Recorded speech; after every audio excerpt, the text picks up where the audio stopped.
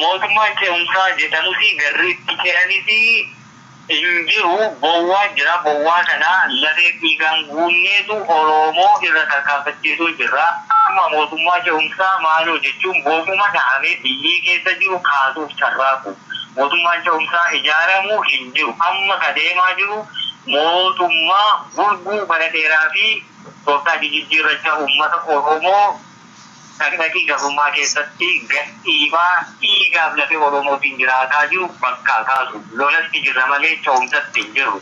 Erga lolamee mootummaan abbaa irree kun bakka ga'ee mootummaa ce'umsaa haa ta'u mootummaa biraa ta'u waan Oromoof maluu fi biyyittii keessatti waan ta'uu qabu irratti haa ta'uu ni danda'a. Ammatti haasaa mootummaa ce'umsatti hin jirru lolatti jirra. Kunis kana guban qabu gaazaallee akka mataa biyyaa. Ayyee jaalgammee kanarratti waan jettan jira. Tani waan hin jechuu barbaadu jaalilleen kaasee jira. Jalqaba nuti Oromoon biyya keenya dhuunfachuu qabnaa jenna. Amantaan keenyas kana hangi kun hin ta'initti halagaa abdannee mootummaa ce'umsaa jechuun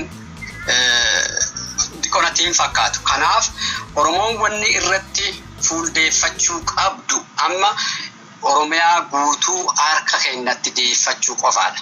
Isa kanarratti waan jiru yeroo isaatis maallaqa isaatis invest godhuu qaba. Achiin booda wanni kun cuftuyyuu ta'uu danda'a. Kanaafuu nuti Oromoo namoota dhibiitiinis kan jennuuf waamichallee waamicha dhiyeessinuufi jalqaba Oromiyaa haa dhuunfannu.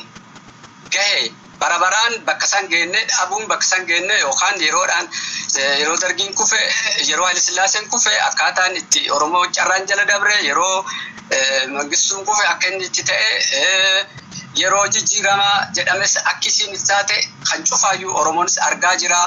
Dhugaatti yoo namni sirnaan ilaale kanaaf furmaatii isaa inni xumura nuti humna kennaan isa gabroonfataa kana cabsine biyya keenya dhuunfachuudha. Achiin booda waan cufaayyuu haasa'uu dandeenya.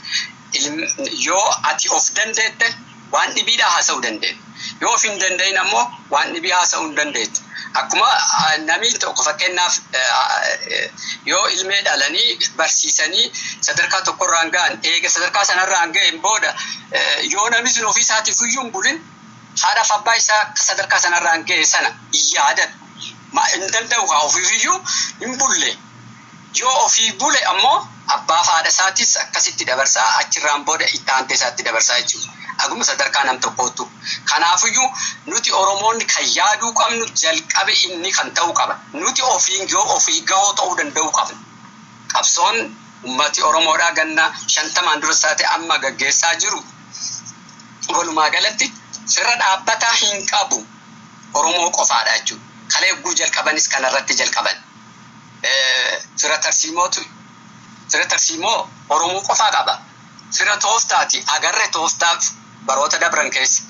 Kanaafuu kan sadarkaa duraatti waan cufaafiyyuu humna ta'ee irree ta'u Oromoon ofii isaatiin lafa isaa wareegama barbaachisu itti baase boo'ichas biyya baasaa dhabuu sanas guutumaa guututti ofirraa dhaabe achiin booda waan dhibiidha haasa'uu qabaa jechuudha. Kanaaf amma namni cuftuyyuu duula kanatti fuuldeeffannee Oromiyaa dhuunfachuu achiin booda wanneen ta'uu danda'u cuftuyyuu ta'uu danda'a jechuudha. Yoo akkas ta'e callaadha waan bara dabreerraa dhabnee fi waan bara dabreef gaabbii nuti teessan cufa borus akka gaabbii nuti hin taane borus ammoo deebi'ee Oromoo irratti ka durii caalaa hamaan akka ittiin dhufne nu goosisuu danda'a jechuudha. Kanaaf tokkicha kanarratti yoo walii galame bakka sanaan gahame eega dhuunfatteen boodatti kan ittaanu Oromoon mari'atee godhuu qabaa. Oromoo qofaaf miti saba dhoota dhibiitiyyuu bifa sanatti qooda ofii argate sana saboota cunqurfamoo dhibiitiinis akka gahutti achirra taa'ee irreeguu qabaa jechuudha. Kanaaf amma isa kanatu dursaa iskun ta'uu qabaa jedha. Galatoomaa yeroo ammaa kana mootummaan shiftaan koloneel Abiy kuni sochii fi tarkaanfii waraanni bilisummaa Oromoo hagayya 8 bara 2020 kaasee bobba adda addaa labsee jiru kana trifatee tajaajila neetworkii fi intarneetii kutaalee Oromiyaa akkasumas ollaa Oromiyaa irraa kukkutaa jira bakka waraanni bilisummaa Oromoo keessatti mul'achuu mala jedhee yaadu keessatti haalli kun yoo itti fufe waraanni bilisummaa Oromoo woboo zoonii biraa wajjin wal quunnamuuf akkasumas uummata kanaa wajjin wal quunnamuuf darbees gara fuulduraatti akkamittiin uummata kana waan tokko tokkoon qaqqabuu danda'a akkamittiin wal quunnamtii sana turfachuun danda'ama itti fufsiisuun danda'ama waan jedhamu irratti wanti yaadamee itti qophaa'ame jira isa jedhudha jaalmarroo siniin irraan jalqaba. Ayyeessuun wanti itti qophaa'ame asirratti wanti himuu danda'u hin qabu. Ammoo mootummaan abbaa irree shiftaa koloneel Abiyyiin durfamu bilbila intarneeta waan cufayyuu duuchumatti yoota hedduu futee waggaan walitti aansee duula gaggeessee yaani jibbaate beekta ka ammaa dhiisii kanaan durayyuu kanaati bilbilli intarneetiin cituuni waraana bilisummaa Oromoo bakka deemuu fi daandiirra deemurraa hin hanqisu quunnamtiin akkamiin itti fufaa suni kanuma keessa waraana bilisummaa Oromoo akkaataa itti fufachuu danda'u qabuuti sun rakkoo tokkoyyuu miti. Wanni isaan kana gochuu jiranii akkuma atuu jette bakkoota adda addaatti waraanni bilisummaa Oromoo naannolee to'ate keessatti hawaasa bal'aa isa simatu suni miidiyaa irra bahuuni guddoo rifaatuu uume sana hanqisuuf qofaa gochuu jiranii sun hanqachuun ammoo Oromoo keessa adeemuu jirru bakka miilaan deemnee bira gahuu barbaanne sana nun hanqisu waan ta'eef diidatti bahee miidiyaa hawaasaa irratti mul'achuu baates waan jijjiiru qabu kanarraa kaafe quunnamtiin akkamiin adeemaa suni kanuma keenyaatiin jechuudha. Amma naannoo zoonii kibbaatti haalli waraana keessa jiru tasgabbiidha. Oromoo waan irraa yaaddessuu qaba moo haala maalirra jirtu? Egaa dhugaatti namni seenaarraa barataa yoo jedhame waraan bilisummaa Oromoodhaa har'a dirreerra jiru kun kaleessa waan turerraa barate gochaaleen godhaman cufaayyuu irra aanee tokkummaa isaa jabeeffate jaalala isaatiillee akka inni dirreetti dhi'uuf qooda guddaa taphate jechuudha. Kanaafuu yeruma sanattiyyuu haalli dafee irra gahame sanaan boodatti waraanni tokkummaa isaa jabeessetti ganna tokko oliif hanga har'aatti dhufee injifannoolee kan cufaayyuu galmeessutti dabree jechuudha. Kanaaf rakkinni akkasii hin jiru. Moonaa qabsoo keessatti tatta'aa turan arras deebi'u yeroo isaan tattaafatan keessatti akkuma waraanni bilisummaa Oromoodhaa isa sanirraa baratee tokkummaa isaa jabeessee irra aanee asiin ga'e kana ummati keenyas ummati keessattuu ummati biyya hambaa keessa jiran tokkummaa dhaaba isaaniitiif tokkummaa waraana bilisummaa Oromoodhaa tiksuu qabu. Kan hoon jedhu egaa maallaqi isaan tumsa waraana bilisummaa Oromootiif jedhame walitti qabamu kallattiidhaan waraana bilisummaa Oromoo bira gahuu qabaachuu isaa mirkaneessu qabaa jechuudha. Kan maafin jedha warreen tokko maallaqa gareen isaa ta'uu bakka adda addaatti walitti qabuudhaan maallaqa sana tumsa waraana bilisummaa Oromootiif osoo hin taane faallaa waraana bilisummaa Oromoo wal dhaabsisuudhaaf taasifamaa akka ture argaa turresi.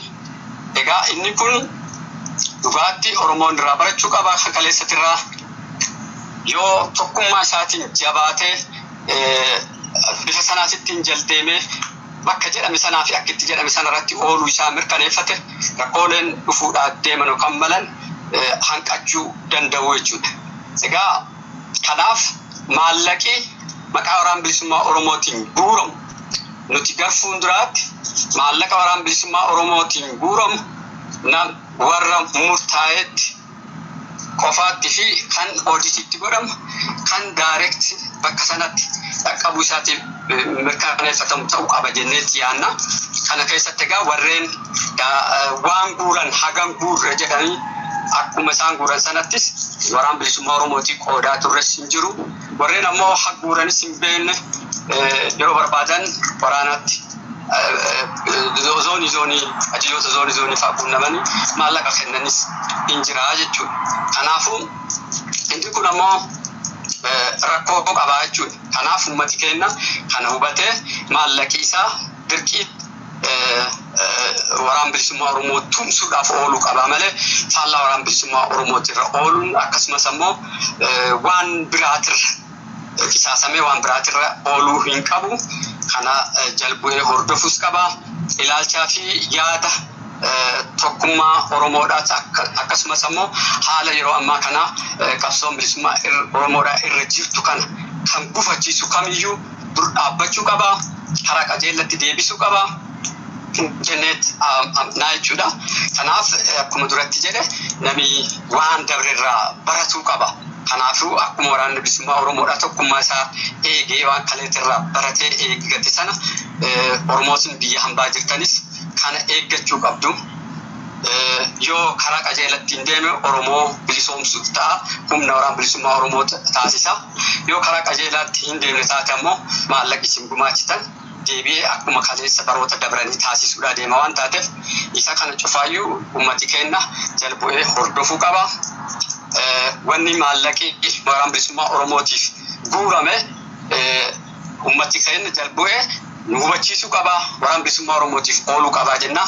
Kanaaf maannaan keessan guddaa ta'uu qabaan jedha.